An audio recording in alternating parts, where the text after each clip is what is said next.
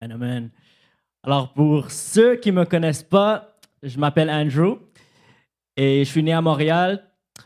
À l'âge de 3 ans, il y a eu un incident qui m'a beaucoup affecté. En fait, mon père, il travaillait dans un dépanneur, dans un magasin ici à Montréal. Et il avait des voleurs qui sont venus et malheureusement, on l'a assassiné. Et ça, c'est un événement qui a beaucoup affecté ma vie. Pourquoi? Parce que je suis devenu très colérique, j'avais beaucoup de haine, j'étais très agressif, je suis devenu très violent, j'ai commencé à faire la drogue, je commençais à même faire des crimes. Et ma mère ne savait pas quoi faire. Elle m'a envoyé dans une école pensionnat où je dormais là-bas. J'ai fait des cours psychiatriques pour mon problème de colère et pour mon addiction à la drogue. J'ai même été arrêté par la police plusieurs fois. Mais un jour, j'ai rencontré quelqu'un qui m'a complètement transformé et son nom, c'est Jésus-Christ. Amen.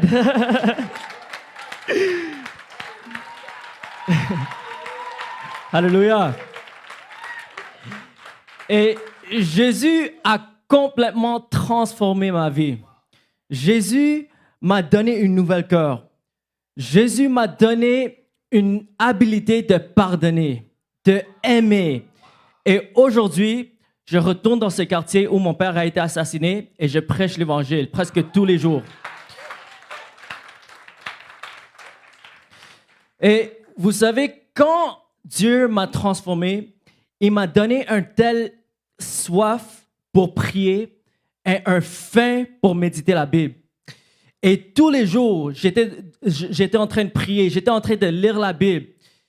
Mais une chose que j'ai remarquée, quand je lisais la Bible, quand je lisais les évangiles, je voyais Jésus et j'ai vu que Jésus n'était pas quelqu'un ordinaire. Il n'était pas quelqu'un normal.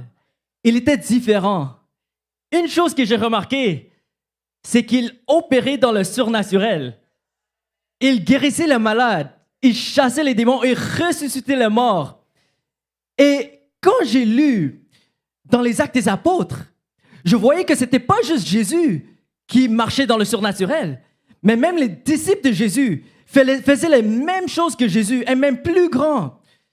Alors, je me suis dit, j'ai parlé à Dieu et j'ai dit, Seigneur, si ta parole est vraie, je veux vivre ta parole. Je veux pas juste lire et prier. Est-ce que la vie chrétienne, c'est juste lire, prier la Bible, aller à l'église? Est-ce que c'est ça la vie chrétienne? Moi, je me suis dit, Seigneur, si ta parole est vraie, je veux vivre ta parole. Je veux marcher dans le surnaturel. Je veux voir tes miracles. Parce que tu es un Dieu vivant. Tous les autres dieux ne sont pas des dieux qui agissent comme toi. Personne ne peut se comparer au Dieu qu'on sert. Le Dieu d'Israël, le Dieu d'Abraham, Isaac et Jacob, le Dieu qui a séparé la mer, le Dieu qui a amené le feu du ciel, le Dieu qui guérit les malades, qui chasse les démons, qui ressuscite les morts, le Dieu des signes et les prodiges, le Dieu du surnaturel. C'est ça le Dieu qu'on sert. Et un jour, j'étais en train de méditer la Bible et j'ai lu quelque chose et j'ai eu une révélation. La Bible nous dit que les miracles accompagneront tous ceux qui auront cru. Ils vont parler en langue, ils vont chasser les démons, ils vont boire le poison, prendre des serpents et ça ne va pas leur faire mal. Ils vont imposer leurs mains sur les malades et les malades seront guéris. Alors, moi je me suis dit, la parole de Dieu dit, les miracles, les signes et les prodiges, ils vont accompagner tous ceux qui auront cru.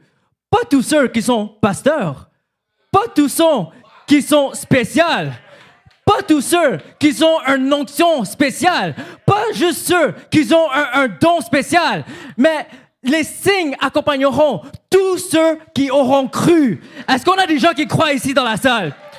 Alléluia! Alors moi je me suis dit, Seigneur, moi je crois à ta parole. Moi je suis un enfant de Dieu.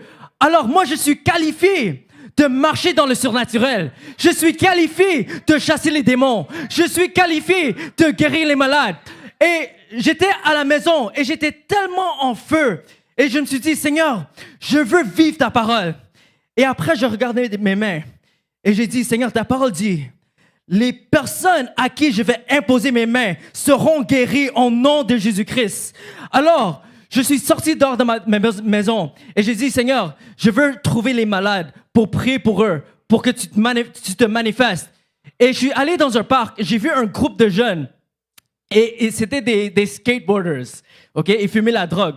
Et je me suis présenté à eux et je me suis dit, bonjour tout le monde, je m'appelle Andrew et je fais des miracles au nom de Jésus. Je sais bien que c'est pas moi qui le fais, mais j'ai fait cette approche pour avoir leur attention. Et ils m'ont regardé et bizarrement, ils ont dit, est-ce que cet homme-là va faire du magie ou qu'est-ce qu'il va faire? Et j'ai dit, je prie pour les malades et les malades sont guéris. Est-ce qu'il y a des malades parmi vous? Et comme c'était des skateboarders, ils avaient des douleurs. Ils avaient des douleurs à l'hanche, ils avaient des douleurs à l'épaule, ils avaient des douleurs sur leur corps. Et les gens commençaient à lever leurs mains. Et quand ils ont levé leurs mains, j'ai imposé mes mains sur eux et tous les skateboarders commençaient à être guéris un par un. Quand ces jeunes-là ont vu la puissance de Dieu, ils ont vu le surnaturel, ils étaient réceptifs à l'Évangile. Et j'ai pu partager l'Évangile et plusieurs jeunes ont donné leur vie à Jésus ce jour-là. Après un moment, Dieu a commencé à m'utiliser petit à petit. Je prie pour les malades dans les rues.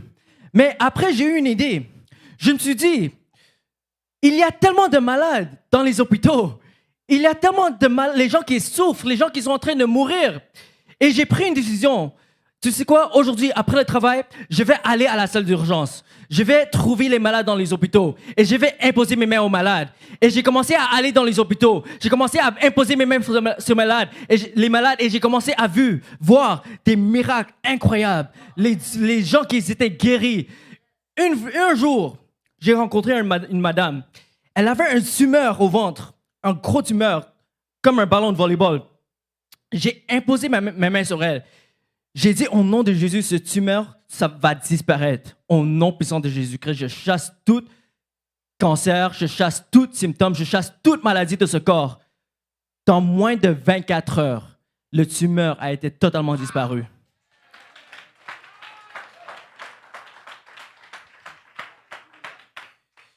Il y a juste quelques semaines, il y a quelques jours là, j'ai reçu un appel.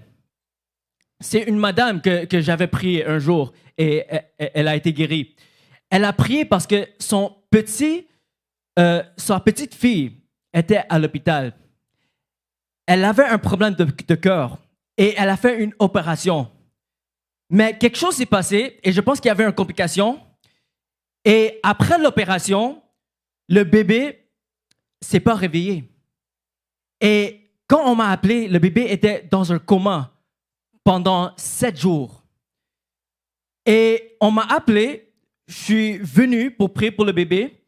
Quand je l'ai vue, elle était pas consciente, elle avait des tubes partout. Elle était dans un coma. Okay? Et j'ai imposé mes mains sur elle. J'ai dit, au nom de Jésus, tu vas vivre, tu ne vas pas mourir. Parce que même les docteurs, ils ne savaient pas si l'enfant allait vivre. J'ai imposé ma main sur elle. J'ai prié. Pendant au moins 30 minutes, j'ai prié. J'ai dit, au nom de Jésus-Christ, tu vas te réveiller. Au nom de Jésus-Christ, réveille-toi maintenant. Et 30 minutes après ma prière, le bébé a ouvert ses yeux. Et le bébé s'est réveillé. L'apôtre Paul a dit, quand je suis venu vers vous, je ne suis pas venu avec des discours persuasifs. Je ne suis pas venu avec de la sagesse d'homme, mais je suis venu avec la démonstration de la puissance et d'esprit. Parce que le royaume de Dieu n'est pas seulement en parole, mais c'est en puissance. C'est dans le surnaturel. Dans ces derniers jours, Dieu élève une génération qui va démontrer la puissance de Dieu. Même Jésus a dit, à moins qu'ils voient les signes et les prodiges, ils ne vont pas croire. On est dans une génération les gens veulent voir pour croire. Et c'est notre privilège, c'est notre responsabilité de manifester la puissance de Dieu, de manifester le surnaturel, de manifester les miracles. Parce que si l'Église ne réussit pas à démontrer la puissance de Dieu, ne réussit pas à démontrer le surnaturel, mais alors le monde va courir vers les sorciers, le monde va courir vers les magiciens, le monde va courir par les émissions démoniaques sur Netflix. Le monde va courir vers les religions démoniaques qui marchent dans le surnaturel. La Bible nous dit que toute création attend avec un ardent désir la révélation des fils de Dieu. Toute la création attend avec un ardent désir la manifestation des fils de Dieu. En d'autres termes, toute création attend avec un ardent désir le surnaturel, puissance de Dieu vivant qui va être manifestée à travers les fils de Dieu. Mais la Bible nous dit, dans les derniers jours, je vais répandre mon esprit sur toute chair. Vos fils et vos filles prophétiseront. Vos jeunes gens auront des visions. Vos vieillards auront des songes. Sur mes servantes et mes serviteurs, je vais répandre mon esprit et ils vont prophétiser. Dans ces derniers jours, avant que Jésus revienne, Dieu élève une armée. Dieu élève un peuple de Dieu qui va marcher dans le surnaturel, qui va démontrer la puissance de Dieu, qui va être les mains et les pieds de Jésus-Christ sur cette terre. Alléluia. Jésus a dit, comme le Père m'a envoyé, maintenant moi je vous envoie. C'était quoi la mission de Jésus? Jésus a dit, l'Esprit de Dieu est sur moi parce qu'il m'a oint pour prêcher la bonne nouvelle aux pauvres, pour guérir les cœurs brisés, pour délivrer les captifs, pour guérir les aveugles. La Bible nous dit que Dieu a oint Jésus-Christ de Nazareth avec le Saint-Esprit et avec force. Et il alla de lieu en lieu, il guérissait tous ceux qui étaient sous l'empire du diable, car Dieu était avec lui. Et Jésus a regardé ses disciples. Jésus te dit, comme le Père m'a envoyé, maintenant, moi, je vous envoie. Alors, c'est quoi ta mission aujourd'hui? L'Esprit de Dieu aujourd'hui est sur toi, afin que tu peux aller prêcher la bonne nouvelle, afin que vous pouvez guérir les malades, chasser les démons, guérir les cœurs brisés, délivrer les captifs. C'est ça ta mission. L'Esprit de Dieu est sur toi, afin que tu peux aller de lieu en lieu et guérir tous ceux qui sont sous l'empire du diable, car Dieu est avec toi. Alléluia. On doit s'identifier avec Jésus-Christ. Quand tu lis les évangiles, quand tu lis Matthieu, Marc, Luc, Jean, la seule personne qui a l'Esprit de Dieu en lui et l'Esprit de Dieu sur lui, c'était Jésus-Christ.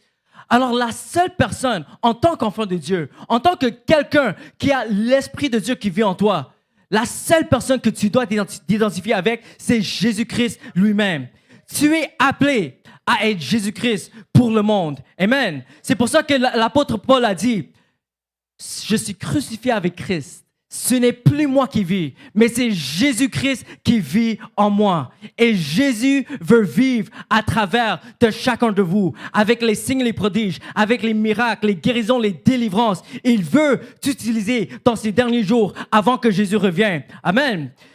On va lire rapidement Éphésiens chapitre 4, versets 11 à 13. Et je vais lire.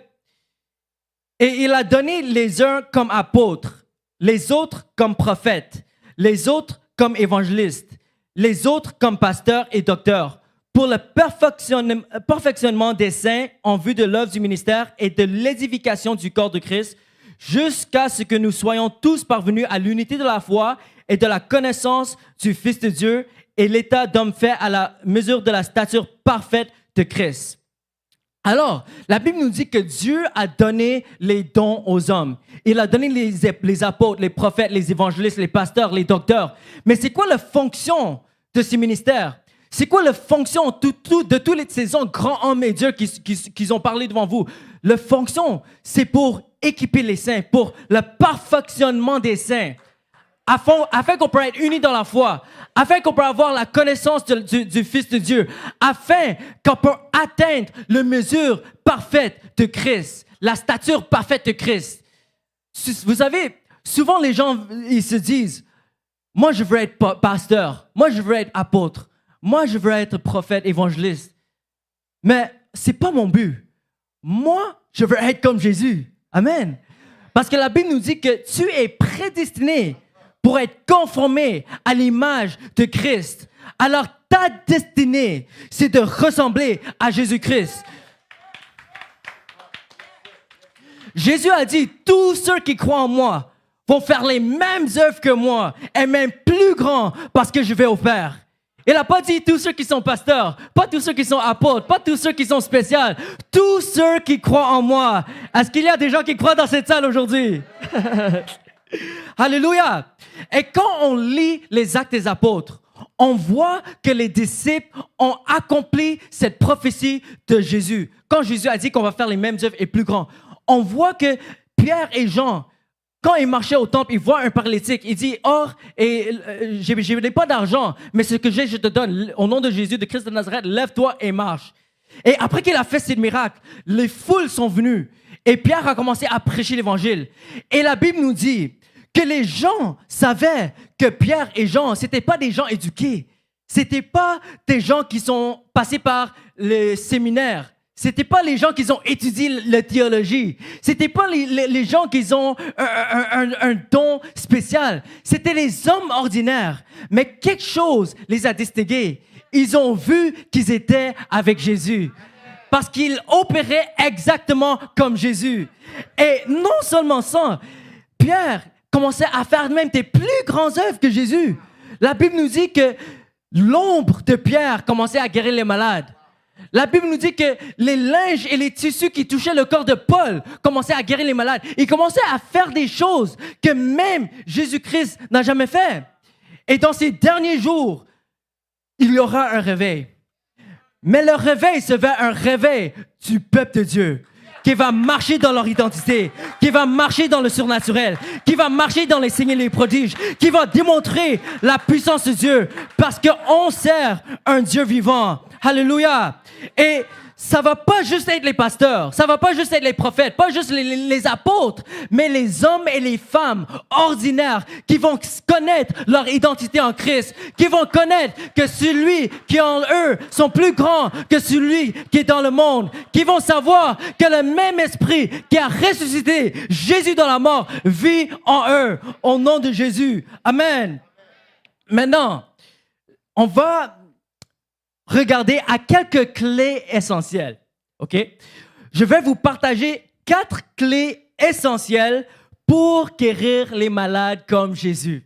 Amen. Parce que c'est ça le but, en fait. On veut opérer comme Jésus. On ne veut pas guérir comme le pasteur Andrew. On ne veut pas guérir comme tel homme de Dieu. On veut opérer comme Jésus a opéré. Alors, on va prendre l'exemple de Jésus-Christ lui-même. Amen. Alors, on va lire quelques écritures. On va commencer par Isaïe 53, versets 4 à 5.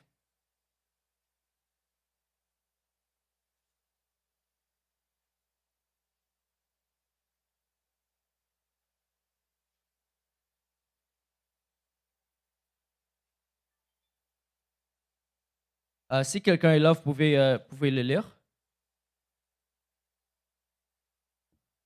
Sinon, je vais le lire. À Isaïe 53, versets 4 à 5. Cependant, ce sont nos souffrances qu'il a portées, c'est de nos douleurs qu'il s'est chargé, et nous l'avons considéré comme puni, frappé de Dieu et humilié.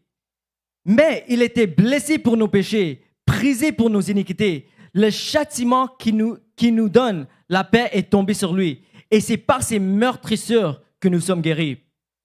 On va maintenant regarder à Matthieu chapitre 8, versets 16 à 17.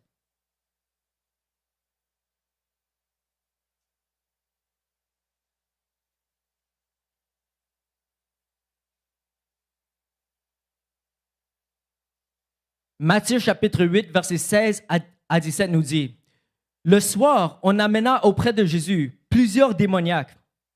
Il chassa les esprits par sa parole et il guérit tous les malades, afin que s'accomplisse ce qui avait été annoncé par Ésaïe le prophète. Il a pris nos infirmités et il s'est chargé de nos maladies. » Maintenant, on va regarder à 1 Pierre, chapitre 2, verset 24.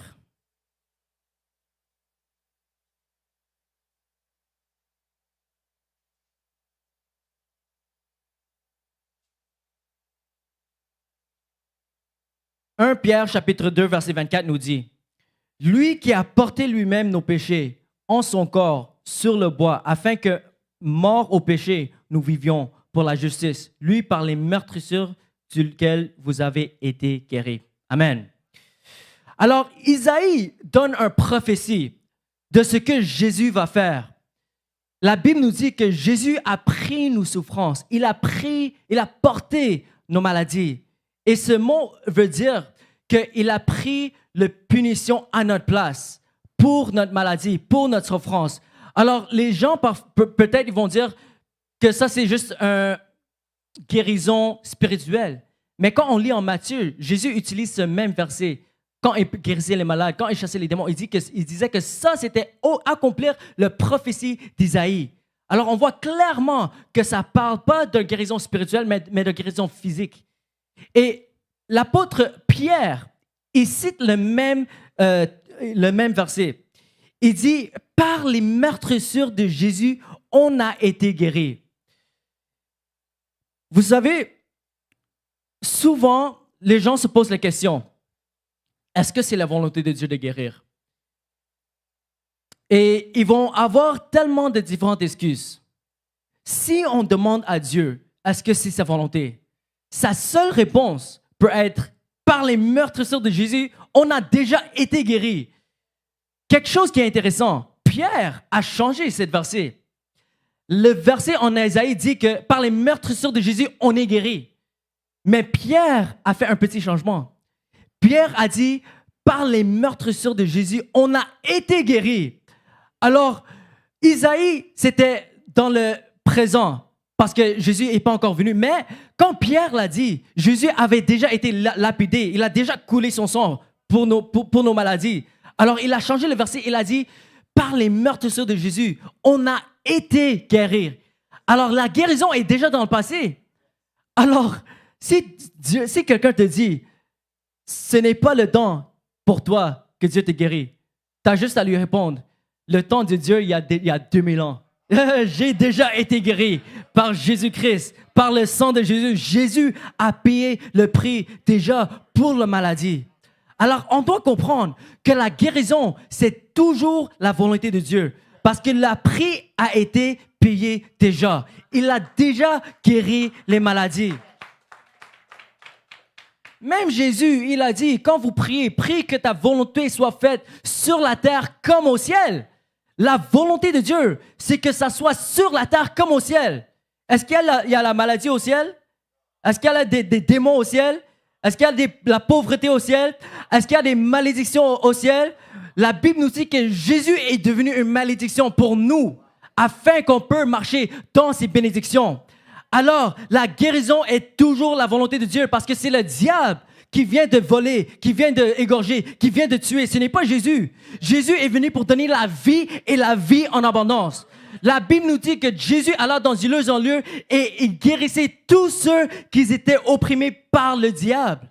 La maladie ne vient pas de Dieu. La maladie vient du diable. Il faut comprendre cela. Regardons juste l'exemple de Jésus. Quand les gens venaient à Jésus pour la guérison, c'était quoi la réponse de Jésus? Est-ce que Jésus a dit, c'est pas encore ton temps? Est-ce que Jésus a dit que Dieu t'enseigne quelque chose à travers cette maladie? Jésus a dit, c'est le Saint-Esprit qui nous enseigne toutes choses. Et le Saint-Esprit n'est pas un esprit d'infirmité.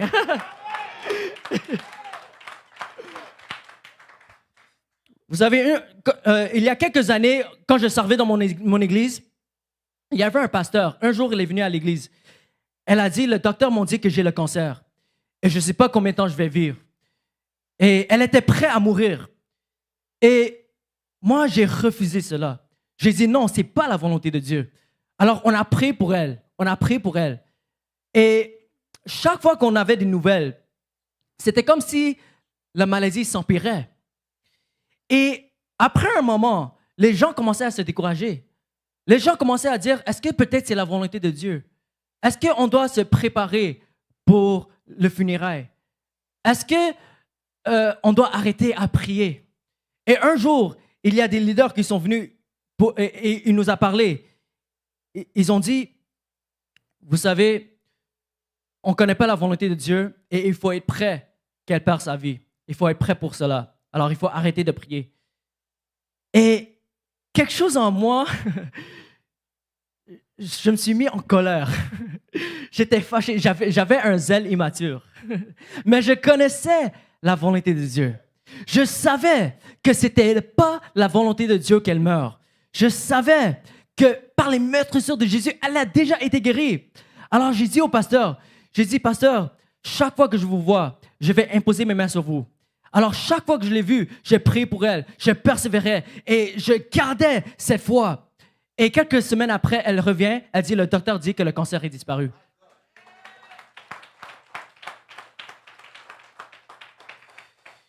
Il faut connaître la volonté de Dieu. Il faut savoir que c'est la volonté de Dieu de guérir. Parce que si on se questionne, si on ne connaît pas la volonté de Dieu, après un moment, on pourrait s'abandonner. Imagine si j'ai écouté les autres, j'ai dit, tu sais quoi, peut-être que ce n'est pas la volonté de Dieu, je ne vais pas persévérer, je vais abandonner. C'est ça qui arrive aujourd'hui. Quand les gens nous disent que peut-être ce n'est pas la volonté de Dieu, peut-être Dieu enseigne à travers ça, peut-être c'est dans son plan mystérieux. Mais on doit connaître la parole de Dieu. La parole de Dieu nous dit, par les meurtrissures de Jésus, on a déjà été guéri.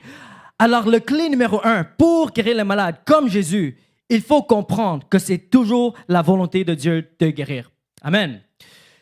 Clé numéro 2, il faut savoir que tous les chrétiens ont l'habilité et la responsabilité de guérir les malades. La Bible nous dit que les signes, les miracles accompagneront tous ceux qui sont pasteurs. Est-ce que c'est ça? Les signes et les miracles accompagneront tous ceux qui sont loin. Non? Les signes et les miracles accompagneront tous ceux qui ont un don spécial. La Bible nous dit, les signes et les miracles accompagneront tous ceux qui auront cru. Jésus a dit, tous ceux qui croient en moi vont faire les mêmes choses que moi et même plus grands parce que je vais au Père. C'est cette écriture qui a bouleversé ma vie. C'est cette révélation qui m'a donné le courage de sortir, d'imposer mes mains sur les malades. Parce que je me suis dit, je sais que je n'ai pas un don spécial, je n'étais pas pasteur dans ce temps-là, je n'avais pas une onction spéciale, mais je sais que Jésus vit en moi. Je sais que le Saint-Esprit vit en moi. Je sais que le même Esprit qui a ressuscité Jésus de la mort vit en moi. Le même Esprit qui a fait tous les miracles dans toute l'histoire de l'humanité vit en moi. Alors, je peux imposer mes mains sur les malades et les malades sont guéris. Une autre chose que j'ai compris, c'est guérir les malades. On a non seulement l'habilité, mais on a la responsabilité de prier pour les malades. Et la responsabilité, c'est simplement notre réponse à notre habilité. Si on a l'habilité de guérir les malades, c'est quoi ta réponse à cette habilité? C'est ça, prendre la responsabilité. Parce que Jésus nous a dit de guérir les malades. C'était un commandement. Et Jésus a dit de faire les disciples, enseignez-les de faire tout ce que je vous ai prescrit. Un des commandements que Jésus a prescrit à ses disciples, il a dit guérir les malades, chasser les démons, ressusciter les morts. Alors c'est un commandement qu'on doit obéir. C'est même pas un choix. Si on est dans une armée, on doit obéir au général. Alléluia. On doit imposer nos mains sur les malades. La règle d'or, c'est quoi? C'est de faire aux autres ce qu'on aimerait qu'on fasse pour nous. Si toi, tu étais malade, si tu avais de la douleur, et il y a un enfant de Dieu qui a l'Esprit de Dieu en lui, qui a l'habilité d'imposer ses mains sur toi et de te guérir, est-ce que tu aimerais que la personne te guérisse? Ben oui. Mais si ta réponse est oui, mais là, vous n'avez pas le choix de commencer un ministère de guérison maintenant. Vous n'avez pas le choix de maintenant aller imposer tes mains sur les malades. Vous n'avez pas le choix parce qu'on doit faire aux autres ce qu'on aimerait qu'on fasse pour nous. Amen. Alors, il faut savoir que tous les chrétiens ont l'habilité et la responsabilité de guérir les malades. Amen. Clé numéro 3. Ne prie pas pour les malades, guéris les malades. Jésus nous a jamais dit de prier pour les malades. Il nous a jamais dit de prier pour les malades. Jésus nous a dit de guérir les malades. Quand on regarde l'exemple de Jésus, Jésus a jamais prié pour un malade. Pas une seule fois. Il n'a jamais prié pour un malade. Chaque fois qu'il a imposé ses mains, c'était toujours un commandement. Il a dit aux lépreux, sois pur. il a dit à la personne qui avait la main paralysée, tends ta main. Il a dit à la personne qui était paralysée, lève-toi, prends ton lit et marche. Il a dit à Lazare, sors du tombeau. Jésus n'a pas prié à Dieu pour la guérison. Jésus a opéré dans son autorité.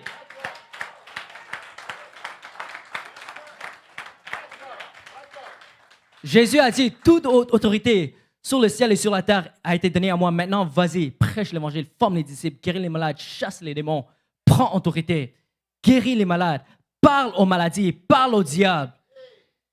Jésus a dit, parle à la montagne, n'est-ce pas? Jésus a dit, celui qui dit à la montagne, jette-toi dans la mer, il va t'obéir. Il ne nous a pas dit de parler à Dieu dans la montagne. Il nous a dit de parler aux montagnes directement. Parle aux maladies directement. Parle au diable directement. Parle à la malédiction directement. On doit prendre autorité. Il y a un homme de Dieu qui a dit, au lieu de parler à Dieu de la grandeur de tes problèmes, parle à ton problème de la grandeur de ton Dieu. Alors, clé numéro 3, ne prie pas pour les malades, guéris les malades. Le final clé, c'est clé numéro 4. Il faut comprendre qu'il n'y a pas d'obstacle qui peut arrêter la puissance de Dieu. Il n'y a aucun obstacle. Vous savez, beaucoup de personnes, ils donnent des excuses. Ils disent, la personne n'a pas été guérie parce que ce n'était pas le temps de Dieu. La personne n'a pas été guérie parce que la personne était dans le péché. La personne n'a pas été guérie parce qu'il y a des liens générationnels. Est-ce que Jésus a fait ça une seule fois dans son ministère? Est-ce que tu sais que tous les gens que Jésus a guéris, ils étaient tous dans le péché? Personne n'était né de nouveau. Ils n'étaient pas religieux. Ils n'allaient pas à l'église. Ils étaient séparés de Dieu. Mais est-ce que ça a arrêté la puissance de Dieu? Si le péché pouvait arrêter la puissance de Dieu, personne ici sera né de nouveau.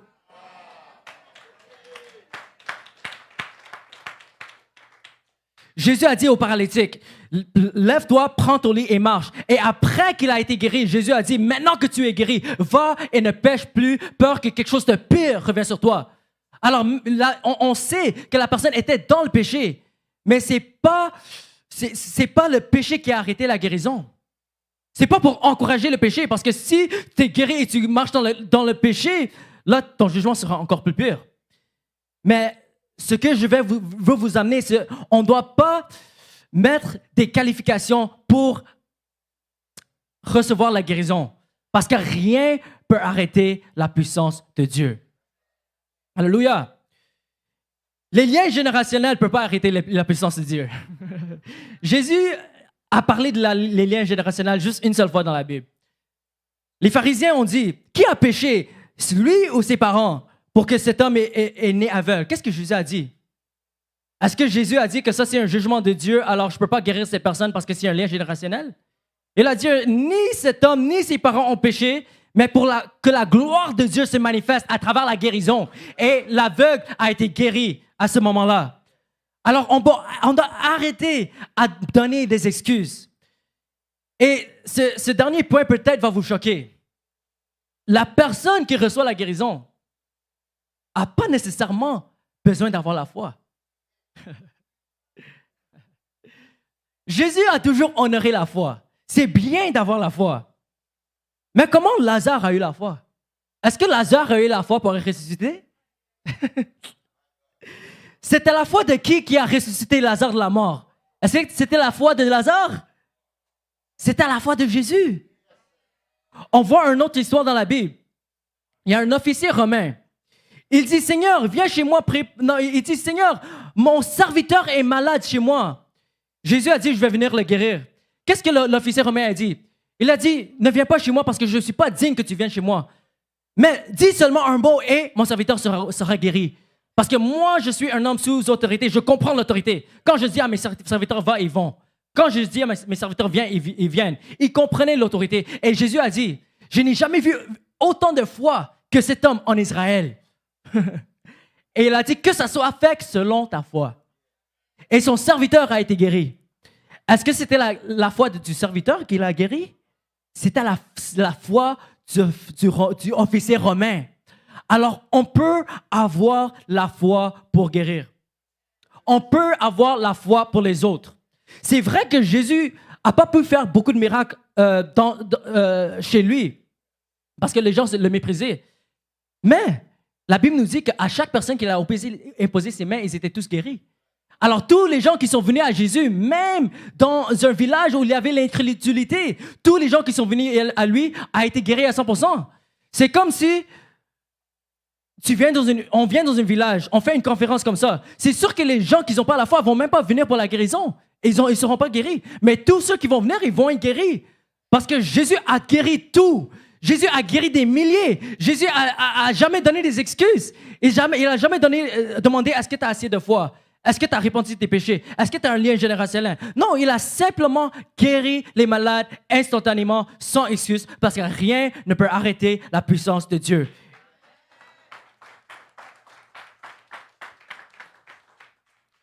Il y a seulement un seul instant où il y avait quelqu'un qui a essayé de recevoir la guérison et ça n'a pas marché. C'était quand les disciples, ils ont essayé de chasser un démon d'un jeune homme. Et le père a dit, Seigneur, tes disciples ne pouvaient pas chasser le démon. Aide-moi. Et qu'est-ce que Jésus a dit? Il a dit, race d'incrédules. Il les a chicanés. Et les disciples ont demandé, pourquoi on ne peut pas chasser ces démons? Jésus a dit, à cause de votre manque de foi. Si vous avez la foi comme un grain de moutarde, tu peux déplacer une montagne. Alors la responsabilité de la personne d'avoir la foi, c'est la personne qui prie. On doit apprendre à prendre responsabilité.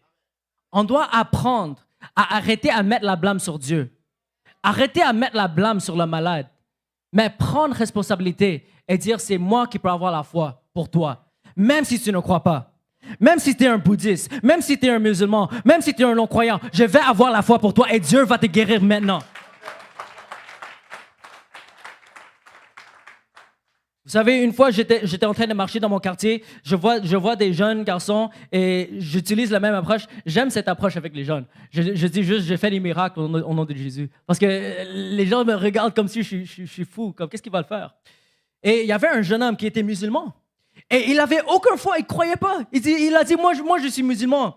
J'ai dit, tu sais quoi? Même si tu ne crois pas, Dieu va te guérir maintenant. Même si tu ne crois pas. Ça ne va pas shaker ma foi, le fait que tu ne crois pas. Parce que rien ne peut arrêter la puissance de Dieu.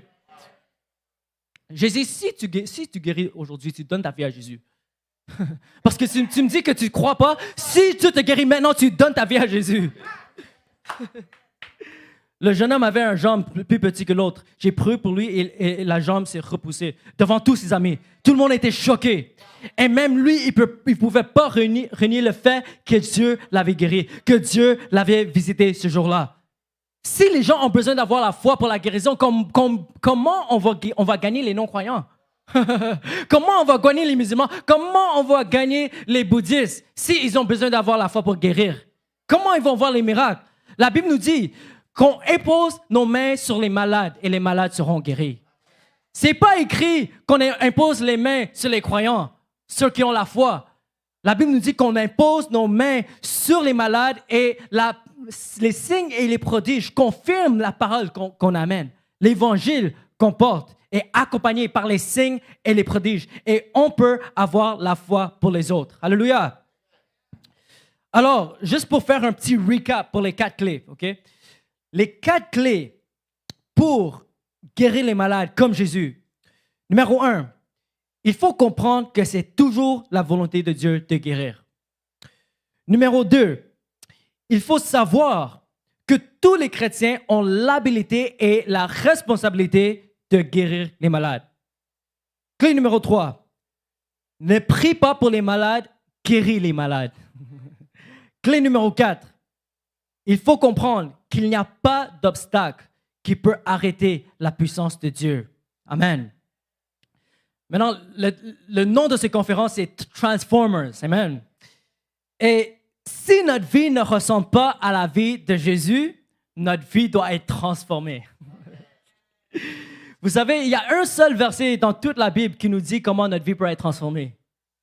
La Bible nous dit dans Romains 12, 2, ne sois pas conforme à ce siècle présent ou à ce monde, mais sois transformé par le renouvellement de notre intelligence. Il faut enlever toutes ces forteresses qui ont été mises dans la tête, tous ces mensonges qui sont devenus des obstacles. Il faut les enlever et les remplacer avec la parole de Dieu.